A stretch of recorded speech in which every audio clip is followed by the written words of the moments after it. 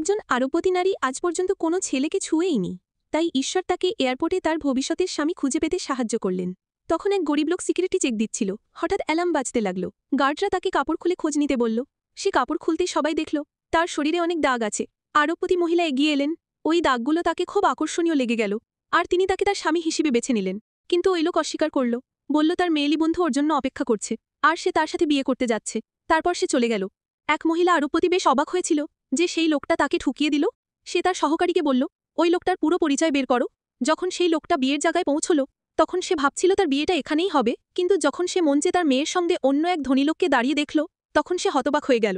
আসলে ওই মেয়েটার বিয়ে হচ্ছিল। সেই ধনী লোক থেকে সত্যি শুনে ওই লোকটা রেগে লাল হয়ে গেল। সে মুষ্টি তুলে মেয়েটাকে মারার চেষ্টা করল, কিন্তু ধনী লোকটা তাকে ঘুষি মেরে ফেলল, আর গার্ডদের বলল তাকে বের করে দাও। ওই লোকটা রেগে কসম খালো যে একদিন সে তার প্রতিশোধ নেবে, তাদের কাজের ফল মিলেই থাকবে। এটা শুনে ধনী লোকটা সঙ্গে সঙ্গে তাকে শাস্তি দেওয়ার সিদ্ধান্ত নিল। সে লাঠি তুলে তার মাথায় মারে। ঠিক তখনই যখন ওই লোকটা হেরে যাওয়ার পথে ছিল, তখন এক মহিলা আরবপতি বিয়ের পোশাক পরে সেখানে এসে পৌঁছল। সে তাকে মাটির নিচ থেকে তুলে নিল। ধনী যুবককে থাপ্পড় মেরে বলল, কেউ আমার স্বামীকে ছোবে না।